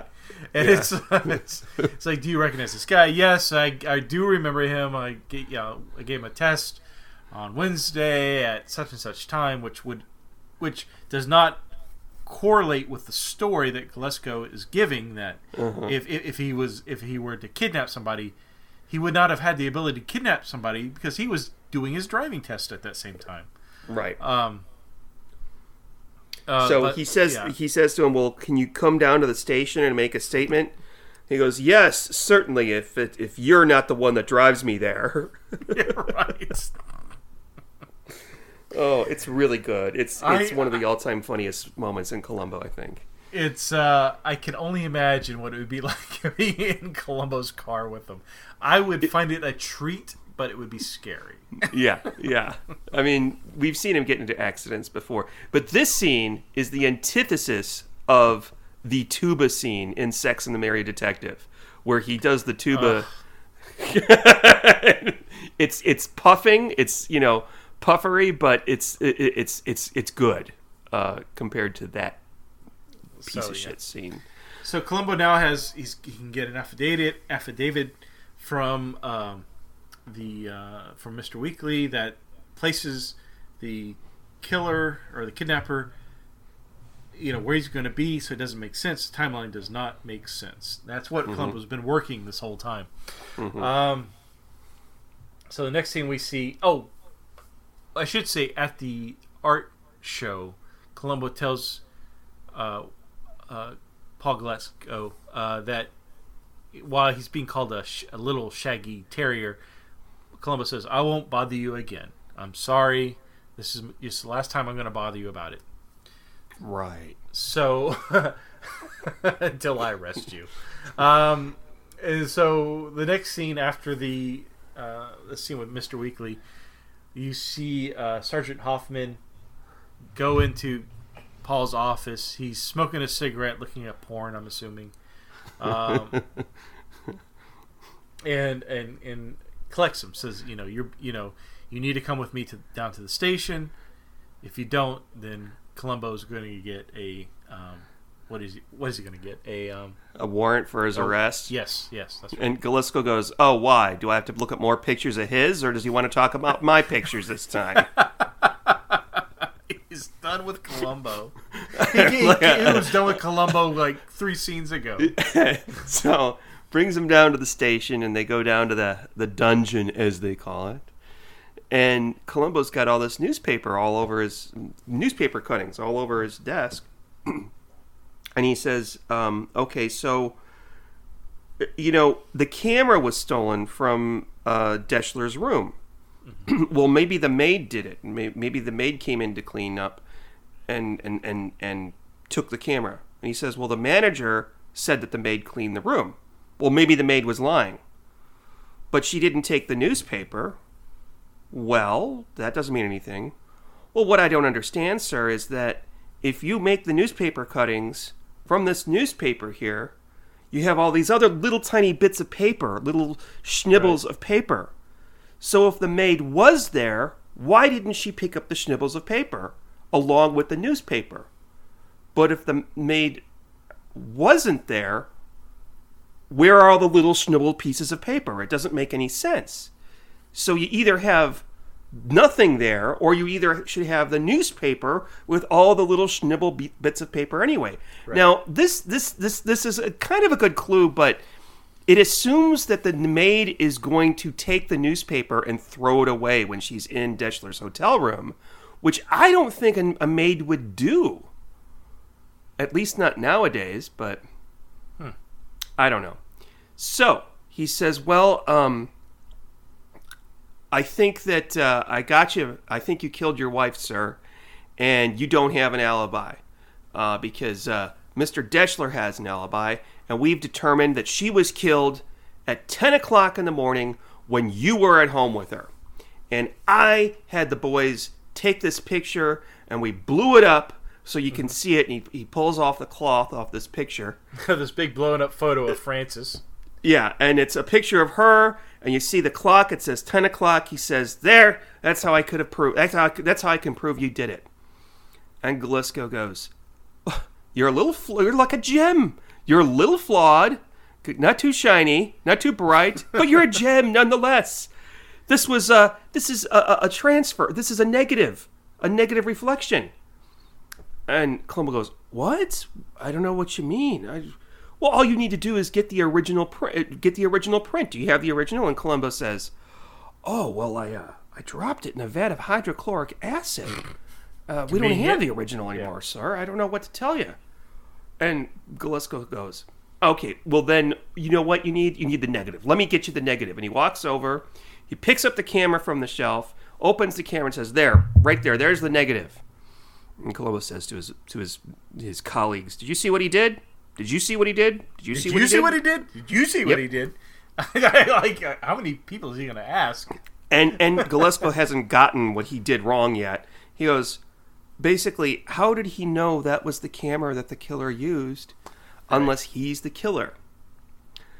And then Galesko just basically suddenly realizes that this whole conversation has all been planned, and the photo was a mock-up, and it was all done to trick him into basically confessing by fingering that camera. Maybe that's the wrong word to use, but you know what I mean. And that's it. Would you read him his rights and cut scene? That's it. Yes. So, do we have a commercial for this one? We will rate this when we return after a word from our sponsors. After these messages, we'll be right back. Cut. Reload. That's a complicated-looking machine, isn't it? Funny thing is, a lot of people still think that taking home movies is that complicated, too. If that were true, believe me, I wouldn't take them. For instance, he's reloading the film. Let me show you how easy Kodak has made it for you and me with a Kodak Instamatic movie camera. You finish one roll of film, drop another one in, you're all set. How are you doing, Charlie? Taking home movies couldn't be much easier than that, could it? You know, now is the time to start, too. When the kids are growing up, you're on your vacation, save the action and the color in movies. With Kodak projectors, movies are easy to show, too. And cameras start at less than $35. Actually, you know what Kodak does for you?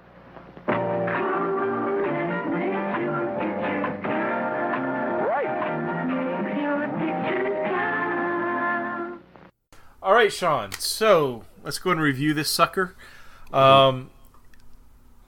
Again, as most of our the people that follow us know, I will pick a number that's randomly generated or randomly mentioned in the episode.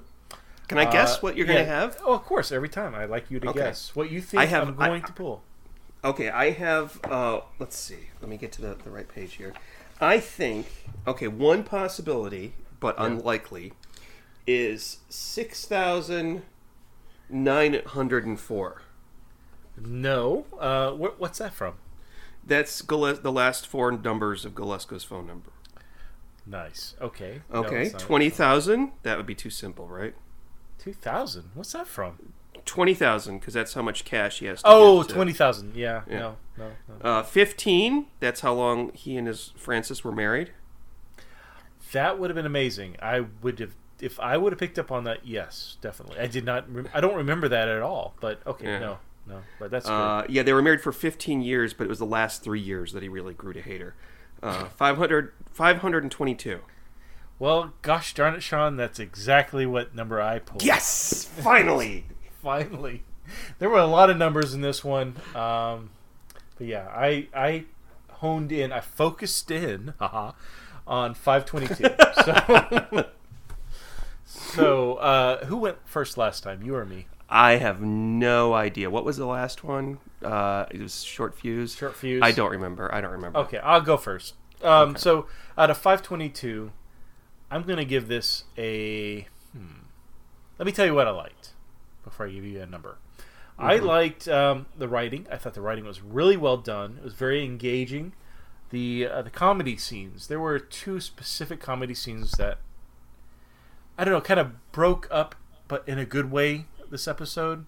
We had the scene at the soup kitchen with the nun. We also had the scene with Mr. Weekly. I loved those scenes. I thought they were great. Those are like scenes that you would put on a YouTube video. Yeah. To kind of like highlight the show itself. Very good. I thought Dick Van Dyke was amazing. There were scenes where I don't want to say he overacted. Definitely he did not do that. But where he kind of improvised certain scenes where, and one of the scenes I guess specifically when I say that, what I'm thinking of is when he's got the supposed call from the kidnappers with the maid. You can see he's kind of looking with his eyes to see if the maid is paying attention. Mm-hmm. so scenes like that, he's just, again, I know we said it before, it's an amazing actor. There is nobody, bar none, a better actor than Dick Van Dyke. It was well casted, with Mr. Weekly as Larry Storch as Mr. Weekly. Again, it was great. It was like they were putting in TV stars here and there just to kind of pepper it, salt and pepper this beautiful dish. Again, this was the episode. We watched a couple episodes. The first one you showed me of Columbo did not impress me so much, but this one made me fall in love with the show. So I'm going to give this the absolute highest rating out of, what do you say, 522? I'm going to give this 525. Amazing. Wow. I love it. It's just one of my favorite Columbo episodes.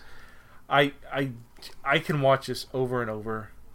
Absolutely brilliant. I just think the performances by the actors, the writing, beautiful. I loved it. Okay. Interesting. All right. So I don't remember why. So when you spent a weekend over here, late at night, we watched one episode, and it was playback. And then in the morning, you said, I want to watch some more. And I'm like, okay, which one do you want to watch? I don't know. You tell me. I'm like, who are the guest murderers? I rolled off, and so Dick Van Dyke. Show me the Dick Van Dyke one. So I didn't show it to you because this is if memory serves. I didn't show it to you because I particularly liked it, but I showed it to you because you wanted to see the Dick Van Dyke one. Okay. And I remember I didn't really pay attention to it when it was on. You sat in the living room when you watched it, and then I was doing something else. I can't remember. And that was a couple of years ago. That was 3 or 4 years ago, I think, because that was in my old house, I remember. And so I haven't really sat and watched this since the first time I saw it. And as I'm watching it, I'm suddenly beginning to realize why you love this so much and why this is a perfect Columbo episode. I think this might be, and this is maybe spoilers for maybe one of our last episodes, I think this might be in the top 3 or 5. Wow. There is a formula in Columbo, and this ticks off all the boxes. You've got an excellent guest murderer. You've got a foolproof crime. You've got the car. You've got the dog. Well, the dog isn't seen, but is mentioned. And it's 2 hours long, with commercials, and it's padded with the Larry Storch scene and with the soup kitchen scene. But all that padding is really good. It's not like... It's good padding, yeah. Yeah, it's not like an Etude in Black when he shows up at John Cassavetes' house, talks about how much his house is worth, and then gets his signature and leaves. By the way, I think it's the same exterior of the house that they use in that episode. But it's good. It's like really good. And I think now, looking back, this might be one that I would show a Columbo virgin. And it's and you did, and it converted me. I fell in love with the show because of this specific. Yeah, the playback episode. It was okay. It was good, but it didn't sell me. But it was this episode that made me fall in love with Columbo. We'll talk. We haven't gotten to playback yet, but there was a reason that I showed that to you. But this is the epitome of good Columbo. Okay. I'm going to tell you my problems with it, though. There's 2 small problems, okay, that I didn't buy. Number 1, the motive. First of all, she was a bitch, and he killed her because he hated her. But we don't know if there was a money motive, and I'm assuming there was, but it was never explained. Okay. Well, why else would he need to borrow $20K from his publisher? Yeah. Yeah, that's true. Okay. And here's another thing. The logistics of this scene didn't make sense to me. In the final scene, in the gotcha scene, Dick Van Dyke walks across the room, moves aside 2 or 3 cameras, and then pulls out the murder camera. How did he see that camera back there if it was being blocked by 2 or 3 other cameras? Right. Yeah, if I was Columbo, I would put that front and center. Okay, but you know what? These are just minor quibbles. So I'm going to give this a 514. Okay, I'm Still not. pretty high, yeah. I don't want. I'm not going to get married to it and spend the rest of my life in old age with it. But man, this is going to be a long-term relationship that I'll remember for the rest of my life.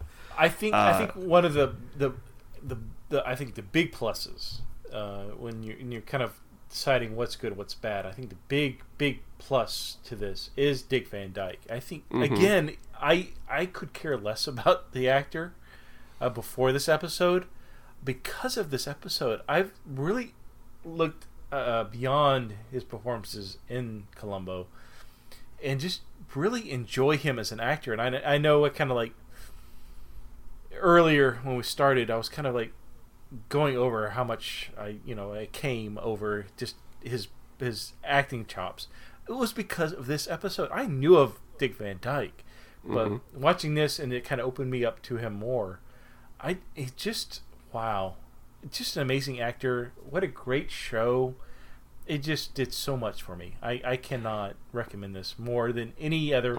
And again, like you said, if you're going to show an episode to a Columbo virgin like myself, this was absolutely perfect. Absolutely perfect. I cannot say anything more positive about it. Well, you also really liked that Mrs. Columbo thing that we watched a couple episodes ago, so I don't know. Oh, God. You son of a bitch. Well, before we do our usual stuff, why don't you tell us your Dick Van Dyke story? Okay, so I can't give specifics like where I was or what theater arts center I was at. I think you know where this is. But I was working in the ticketing office at a theater arts center where I live by. And Dick Van Dyke, this was about 5 years ago. Dick Van Dyke came in. He was going to do kind of a performance where I guess he talked to the audience. He did certain performances, relived, whatever. And so, I was working in the ticket office at the time, and people were coming up, big fans of Dick Van Dyke. Could care less at this point. Saying how much they loved Dick Van Dyke. They wanted to buy tickets, get me the closest seat to the stage, so forth. So I'd ring them, I'd sell them a ticket. And there's this one lady who came up, and she absolutely adored Dick Van Dyke. I mean, she gave me this story. Now, when you're working in the ticket office, you really just want to sell the damn ticket and get to the next person in line, because you got a line of 15 people. The show starts in 5 minutes. You want to get those tickets sold so you can get those people in the theater. This one person, though, she decided to take up my time by telling me about her personal relationship with Dick Van Dyke, even though he did not know her. She went on about how her parents divorced, and she would watch the Dick Van Dyke show, and it helped her get past the heartache of that event in her life, watching Dick Van Dyke. And she would go to his movies, and he just took a very central role to her life, even though he didn't know she existed. But he had a positive effect on her. She had a crappy life, and the one thing that made her happy was Dick Van Dyke. Kind of like you and I with Doctor Who. We probably went through some hard times. We watched Doctor Who or Columbo, and it made us get through life. Life can be hard, and God damn it, Dick Van Dyke was her gateway to making it through the world. And she's telling me this story. I'm like, oh, Jesus Christ, woman, do you want a ticket? What do you want? So she buys a ticket, and then she says, can you please give this letter to Dick Van Dyke? And she passes through the little glass window an envelope. And I assume it was some very personal message to Dick Van Dyke, which summarized basically this goddamn story she told me, which I did not was in the mood for. I just want to get the damn ticket so I can get the next person in line. So she gives me this letter, says, can you please deliver this to Dick Van Dyke? I'd be eternally grateful. I'm like, okay, fine. I take the envelope, That's very sad. Like, she thinks that everybody that works in the theater is, like, hanging out with him or something. Right, in the green room, right. And I don't have access to the green room because I'm selling goddamn tickets to the theater. I don't have time to walk away from my position and whatever. So I take Even though you'd love to be hanging out with whoever is in the show instead of selling tickets. Yeah. There's some stars that have come through that I would like to have met, but I never got the chance because I was fucking selling tickets. But anyways... I take the envelope and I say, yeah, sure, whatever, okay. So I take the envelope, I place it aside, and I keep doing my job. So the show closes. I show up the next morning for a different show, another performance, not with Dyke and Dyke, but something else. And lo and behold, there's that envelope that I put aside. I completely forgot about. And I'm like, oh, shit. I was supposed to take that to the green room. And so my manager was like, well, what are you going to do? And I think my manager was teasing me because I'm like, he's already left. Dick Van Dyke's already on a flight back to wherever he lives. And I'm like, God damn it. And so the ticketing team were giving me a hard time because I did not deliver on my promise to this poor woman. Mm-hmm. So I ended up looking up online. I found not Dick Van Dyke's home address, but I did find his agent, and ended up mailing it to his agent so it would be delivered. I took it on myself to actually mail the letter appropriately, and I felt really, really bad. I guess I felt really guilty.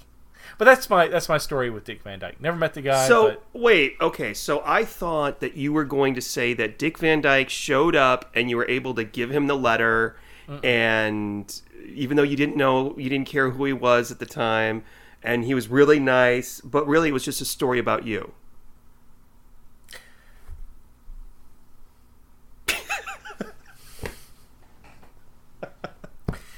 It was me kind of expressing, getting off my shoulders this guilt I've had.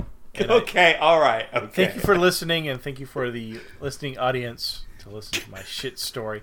Edit it out if you want, but I did. So, let me ask you this. So that was 5 years ago.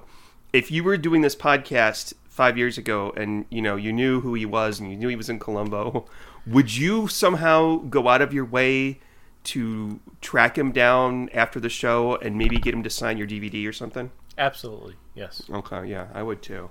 You never know. And you'd be like, or what if you just saw him somewhere, you're like, oh, I love your episode of Columbo is my favorite. Because I just want to hear him talk about that, just he's not going to be with us much longer. So it's like, anyway. But you think he's going to be dead soon? I don't know. Well, I mean, look at he's the same age as I don't know. Okay, there's three of them. There's Betty White, Angela Lansbury, Dick Van Dyke. One of them's good. Angela Lansbury's still alive? Yeah, she's the same age as Dick Van Dyke. She might be 91, 92. Betty White's 96 now. I mean, she's not quite the way she was when she was 90. I saw her on something, and she's definitely, but... these people, so what feedback. kind of lives did they live? Oh, fucking feedback. Okay. So we got some feedback. And, let's see.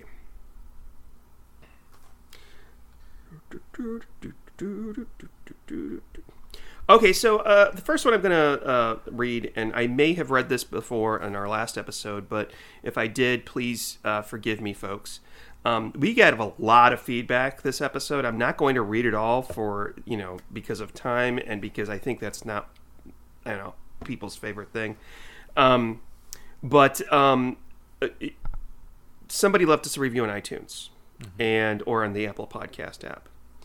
And by the way, if you are not living in the U.S. and you leave us a review on the iTunes app and we don't read it, it's because we can't see it. We can only see the ones that are in the U.S., which is stupid, okay? Because when you go into iTunes, you have to say what country you're in, and then you only have the U.S. version of iTunes or the U.K. version. And it's the same thing with the podcasting app. So, you could be in, Australia and leave us a positive review. We can't see it because we only can see the U.S. ones. I'm told there are ways to see. There used to be ways for us to find them by looking up a specific country, but I've tried and it's not possible anymore. When that was back when you used to get your podcasts or iTunes. Anyway, this is from just a few days ago. This is from Jennifer W215. So she says, just a fun look at one of my favorite shows. Okay, and this actually is I really love this piece of feedback, and maybe last time I didn't read it, I don't know, but what she says in this piece of feedback, this is it. This is what we look out to do. If you just want to hang out listening to a couple of guys talking about Columbo, this is a fun podcast. They don't claim to know everything. They're just talking and sharing their take on the show. I like that they intersperse clips from the show, and I usually end up wanting to find the episode and rewatch the show, even though I have seen them all multiple times. Thank you for giving me an enjoyable way to pass the time while commuting. Oh, that's great. That is exactly what we set out to do. We don't set out to educate anybody. We don't set out to be political. We just set out to, sit down, have a few drinks, talk about Columbo, and make you, the listener, feel as if you are a third party in our conversation, or maybe even listening into our conversation. Mm-hmm. And I also want to thank, and I'm so sorry, I deleted this. I didn't delete the comment, but I deleted the email because afterwards I thought maybe I should have kept it. As I mentioned before, all of our episodes are available on YouTube, and there's no video. It's just our logo, our art, what do you call it? Our icon with the podcast. Okay, so there's no video. It's just, and now like 30-something people have subscribed to this channel on iTunes. Really? On YouTube, yeah. And every time someone leaves a comment, I get an email, right? Mm-hmm. Well, I've had like 2 negative comments so far. One somebody. I'm surprised that's so low. I thought. Yeah, I know. Okay. I know. I'm surprised there aren't more comments actually, based on like the videos that I've seen and all the comments. But somebody left a comment. Well, this is a waste of time or something like that, because I think they were expecting to see the full episode of whatever it was that we were reviewing. And I just want to thank the lady, and it was a lady, unless you're calling yourself by a lady's name, who replied to that comment with, "I just want to thank Sean and Steve for putting all the hard work into this podcast, and I'm really glad it's out there that I can listen to it." And she posted it as a reply to this twat who criticized it. So yeah, nice. She got the point. This is a podcast on YouTube, and I want to thank her. And I did not. I don't know what episode it was. Yeah, I mean, and there are like 50 episodes up, and I don't know which episode it was. And I got the email about it, and I discarded it, and I'm like, oh, I should have saved that email. But so thank you to that lady. We've got some other emails. I want to give a special shout out to Rob B, who emailed us about a real life murder that could take place in Columbo that took place in the 1800s. Rob, I'm not going to read your entire email because it's just too long. But thank you for that. Stephen C. Emailed us. He entitled his email, "In Defense of Jim." And I'm like, what the hell? What's that? What? He says, "Hi, guys. I feel I need to jump to the defense of Jim, played by the great Martin Milner. I know it's been a while since you recorded the episode, so I'll refresh your memory. In Murder by the Book, you felt that it was odd that Jim would go to Ken Franklin's cabin. Right. They were, of course, arguing about the ending of their working relationship and probably haven't been speaking. Steve said, sorry to pick on you, Steve," says that in parentheses, "that Jim should not go to Franklin's cabin until there were phone calls or a dinner. And the two of you called him too trusting. I'm not sure this is true. Ken and Jim have published 15 books together, so they've known each other for a long time. Excuse me. If we posit that they publish 2 novels a year, they've been partners for 7.5 years, perhaps longer if the number is incorrect. Jim knows that this is a big deal for Ken, and this is the moment when Ken seems to be willing to make up. Does Jim want to go? No. Does Jim want to lie to his wife? No. But this is Ken's olive branch, and Jim doesn't want to look like he's rejecting it. Someone already may have said this, but in the olden days, you would place a call through the operator if you wanted to make a collect call, i.e. it would go on Jim's phone bill. Oh, okay, a collect call is, okay. Keep up the fucking good work, signed Steve. Oh, it's Doc Pinko on the tweets, on the Twitters there. Thank you, Steve. Yeah, thank you. And hello to, this one is from Blake Heinrich. This says, it's about time. Salutations from your neighbors to the north. I'm assuming that's Canada or the North Pole, but I'm guessing Canada. I want to begin by saying, wow, it's about time. I love it. I, too, own all the DVDs and have watched them at least 4 times now. I found your podcast just by chance and have listened up to episode 16, and so far you haven't disappointed. You guys have put together a podcast that combines great commentary as well as comedy without sounding like a couple of 12-year-old morning disc jockeys. Damn. Other podcasts try to be, or think they're funny, but just end up looking like complete idiots. Well, that's a relief. I'm sure there must be somebody who thinks we're complete idiots. Yeah. I really enjoy the connection you guys have with each other. It makes for easy listening. Oh, Steve, we have a connection. Oh, shit. We've been doing this for how many years? 10, almost. It's been more than that. 10 in. It will be 10 in October. God damn it. Not this podcast, but the other podcast. Well, yeah. I mean, together we've been podcasting for a while. I think we know each other pretty well. Yeah. No? I really love the way you present each case with the right balance of fun and goofiness, i.e. the ever-elusive Mrs. Columbo, and serious facts concerning the show's writing and production. I was amazed when I heard you say that you didn't find Robin Williams all that funny. Well, neither do I. I never did like Who it. said that? You or me? I think it may have been me. It had to be you. Robin Williams. You like Robin A Williams? Genius. Oh, yeah. He's a genius. I thought he was a little bit too... Like, I can't... Like, somebody fucking calm him down. Like, I think one of the funny things about us, just to say that while we've been doing this for podcasting, we've been doing for 10 years, you know, we have our likes and our dislikes.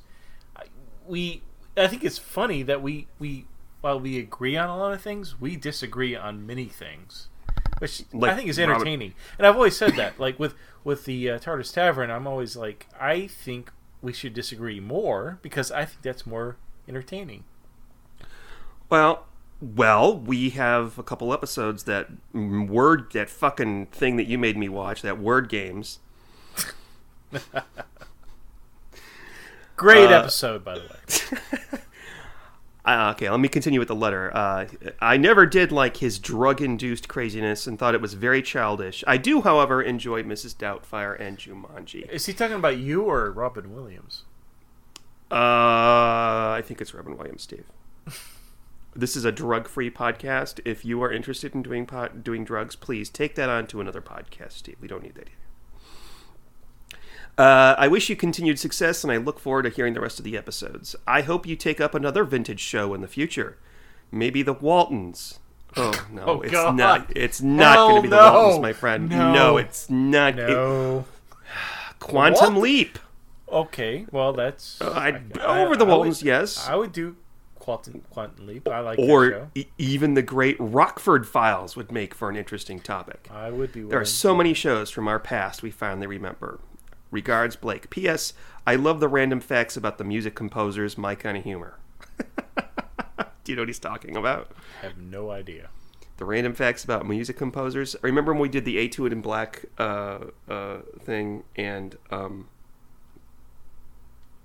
the Etude in Black thing. The Etude in Black episode, you would say, "Oh, Sean, did you know that Bach had a huge porn collection? Oh, right. Oh, did you know that Beethoven had a scat fetish?" Yes, he did. All right, I'm going to read one more. There's 3 emails. I'm not going to read the last 3 until next time. Okay, so this is about dead weight. This is from Ed. Ed has written us before, I know. He says, dead weight, because we talked about what the title refers to. Dead weight, in this case, probably means an unneeded person. They make completing their task hard, if not impossible. Yes. Suzanne Plachette was actually married to Tom Poston, the inn's handyman George Utley on Newhart. I did not know that. Get the fuck out! No Yeah, way! I don't did not believe know that. Is that? Can we verify that? Yeah. Wait, hold on. Also, he says Eddie Albert is an incredible guy, patriot, and humanitarian. And then he has a link to an article about Eddie Albert and the Battle of Tarawa. Let's see, Suzanne Plachette. I'm sure he's very happy that we're trying to verify or confirm what. Let's see. Yep. Troy Tom Poston married in 2001 until he died in 2007. Oh, so they're both dead. I was going to ask if she was dead and he was still alive, but they're both passed, huh? No, he died the year before she did. Wow. Yeah. No Very idea. Sad. He was her third husband. It looks like she had the first one was Troy Donahue, and then somebody named Tommy Gallagher, and then Tom Poston. Or Tom Poston. I'm sorry. Troy Donahue was he was in what was he? He was a singer and an actor. Is he dead? Yeah, he's dead. Ooh, he died young. It's the age of 65 on September 2nd, 2001. Wow. Troy, you missed out on September 11th. So yeah. Cow, why did you say that? That's so weird. I don't know. A little dark. A little dark. I don't know why you would bring that up. Too soon? I don't know, but I mean, well, just weird. Well, if someone I dies, would not bring that up in a podcast about Columbo. I just don't. Okay, well, I just if you see someone died like 9 days before 9/11, you're like, well, if you're gonna die, that's a good day to die, so you don't have to deal with 9/11. You don't have to. Well, let's talk about the Charlie Manson family. Oh my God. What? Okay, that's not anyway. Okay, I've been listening to too many true crime comedy podcasts, probably. Wait, true crime comedy podcast? Yeah, there's no such thing. Yes, there is. There is. All right, what are they? Because I want to. There's only one. There's only one. I'm My Favorite Murder. It's called My Favorite Murder, and these two ladies, and they're very funny. And each episode, they each pick a murder or some sort of event that they talk about, and it's very educational and also very funny. And whenever we do this, sometimes I try to emulate them, but we are not them because they are totally awesome and have their shit together so much. And I don't think they drink. Oh, they drink. The one does drink while she records. But check that out. My Favorite Murder. Gonna check it out. Are they on Spotify or? I'm almost positive they are. I don't know for sure, but if they're not, I would be shocked. Why aren't we on Spotify? I don't know. We are on Stitcher now. We weren't before, but I should put us on Spotify. Yes. Wait, what is Spotify? I may edit this out, but... Holy cow. I don't know. So, Wait a minute! What do you mean? Wait. No, I'm leaving this in now. Wait, I say, what is Spotify? You asked me, why aren't we on Spotify? Is it on Spotify? That does podcasts and stuff. Is it like Stitcher in that if you are on it, you've got to go and sign up to be on it? Do you have to pay to be on it? No, it's free. I mean, there's a paid version and there's a free version. Okay. And there's podcasts, and then you can listen to music as well. But I'm not going to give Spotify free advertising, so fuck them. Let's do the next Wow, episode. What have they ever done to you? You're like, fuck them. Well, they haven't paid for shit, so screw them. But let's do next episode. Okay, I'm drunk. So, I've gone through like 3 glasses of scotch. And I'm not drunk because I have to drive somewhere to play board games tonight. And you know what's worse than a drunk? A sober drunk. Oh, see, it's for the episode. It's for the episode. Okay. Yeah, I've been watching an exercise in Factality with the thing. Okay. All right, Steve, it's time. Go ahead and spin the swinging wheel of the 70s. All right, let's do it.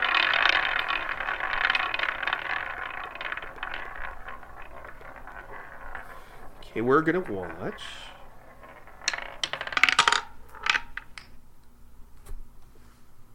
Oh, we're going to watch our final Jack Cassidy episode. Now You See Him. Oh yes, with hate Jack that Cassidy as the magician. a funny horrible episode. I hate that one. Oh. That's not true. Don't. Yeah, just pretend like you haven't seen it, Steve. That's what you do. Okay. All right, Steve. Now I think it's time to say goodnight. So say goodnight, Steve. Good night, Steve. Bye, everybody.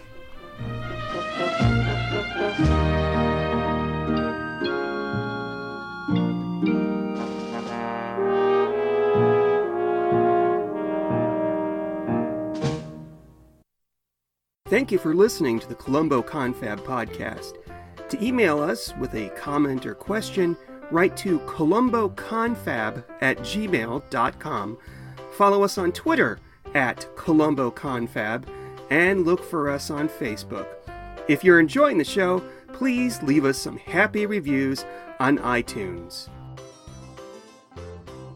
I love clues.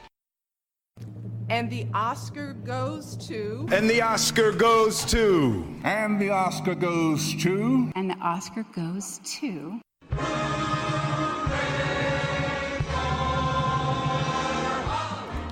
Hi, my name is Sean, and I am the co-host of the Best Picture podcast. Each season, my co-host Eric and I randomly select a year and talk about the Best Picture nominees of that year, with each episode dedicated to a different movie. Did the Best Picture really win? Were there any overlooked movies? Was anything nominated that probably shouldn't have been? Listen to us and find out. Look for us wherever you can get fine podcasts.